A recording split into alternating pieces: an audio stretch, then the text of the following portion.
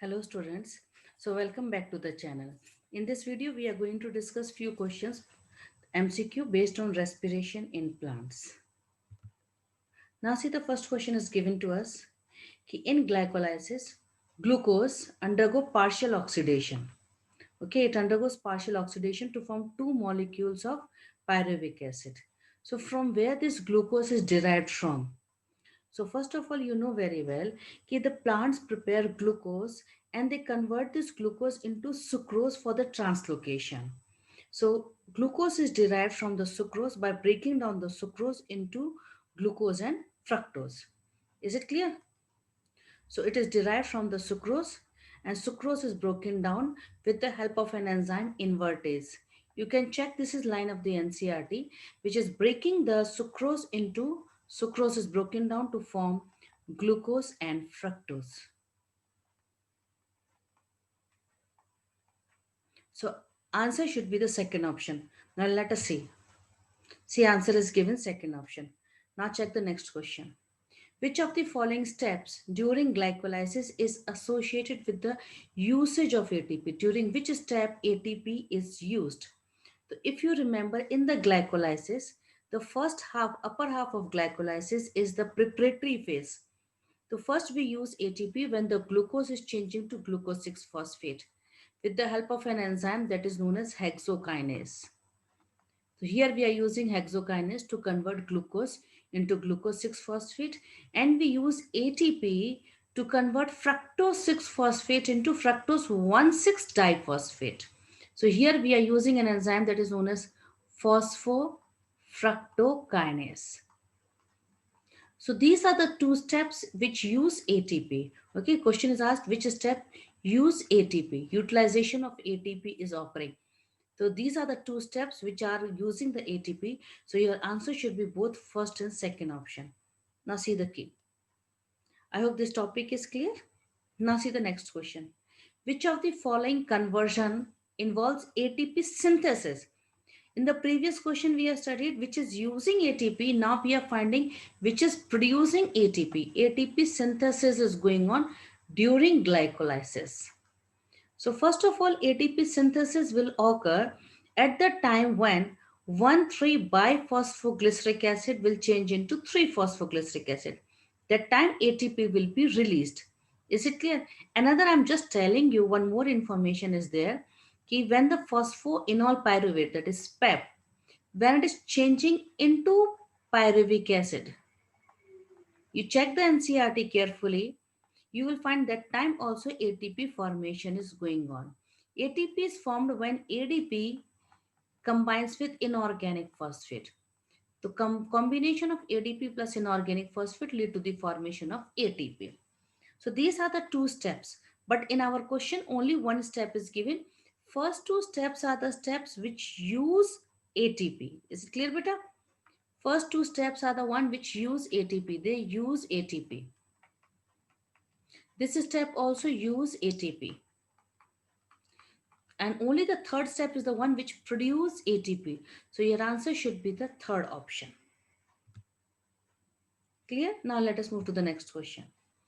Phosphorylation of glucose.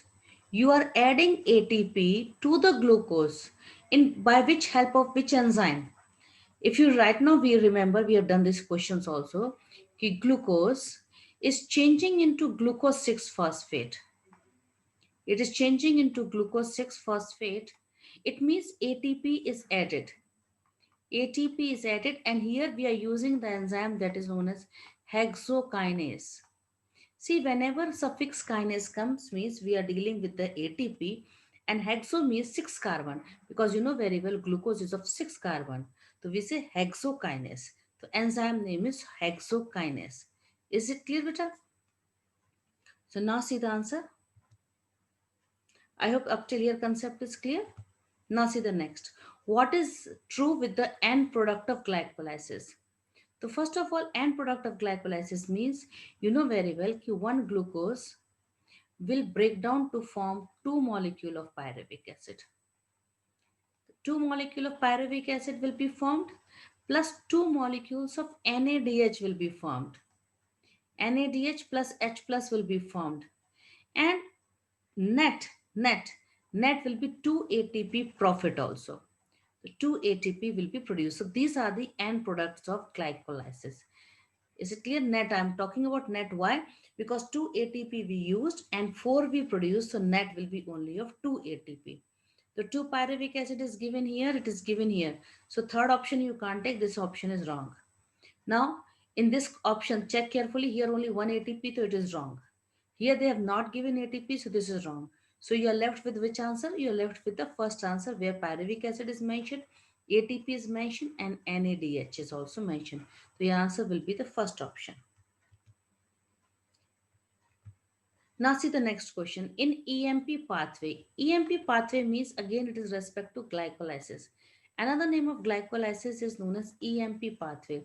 E means Emden. These are the scientist name. We have taken the initial letter of the three scientists. Emden, Meyerhoff, and Paranas. So EMP, what they observe that the hexose sugar is splitting into two molecules of trio sugar. Means 6 carbon compound is breaking down into two molecules of 3 carbon compound.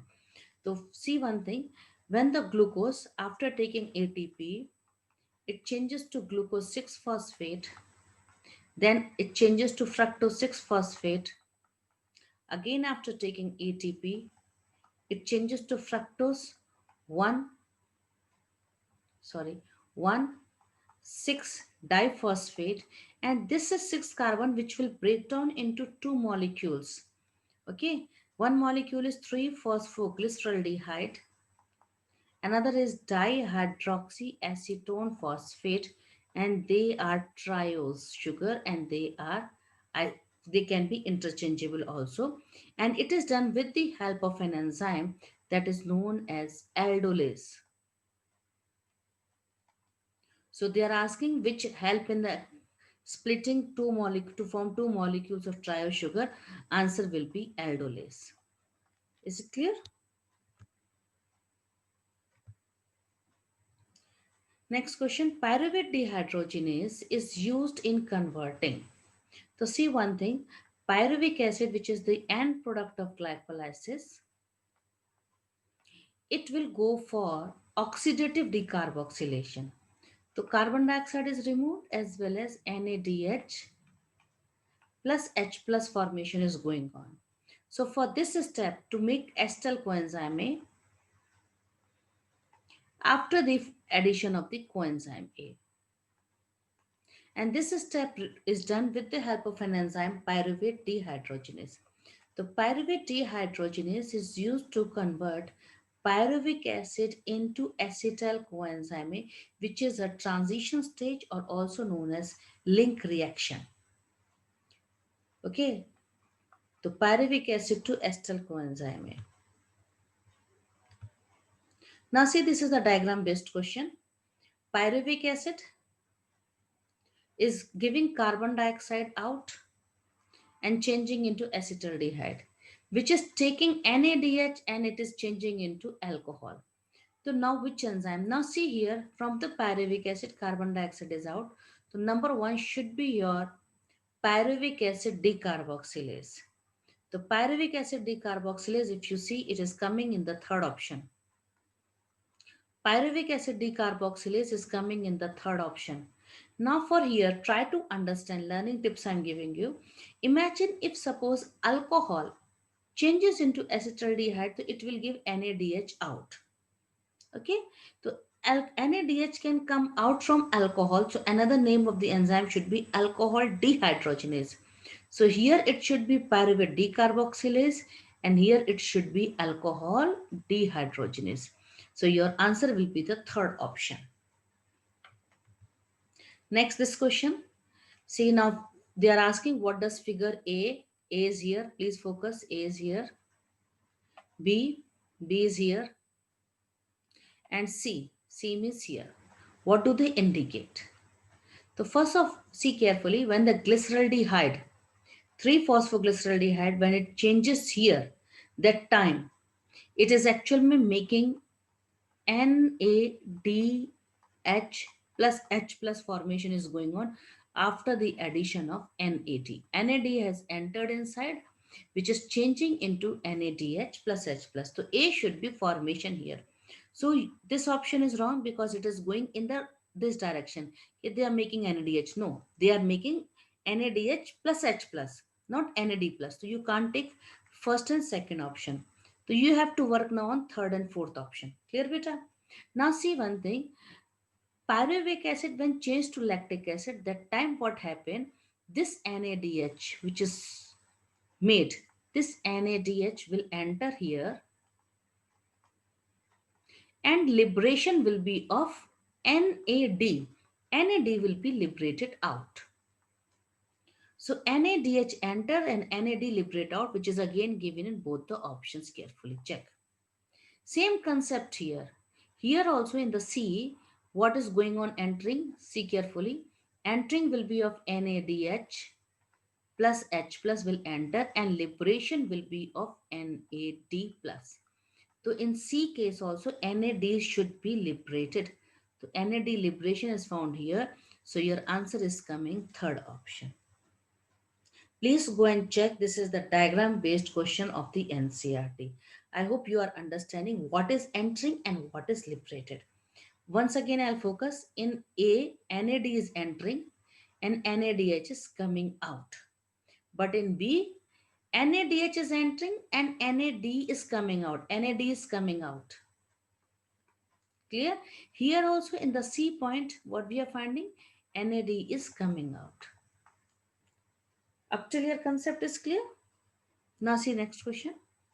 Yeast poison themselves to death when alcohol percentage reaches up to how much?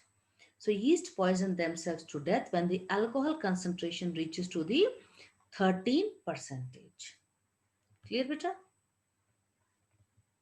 I hope this practice session which I gave you, it might be helpful for you. Thanks for watching. And still if any doubts are there, then please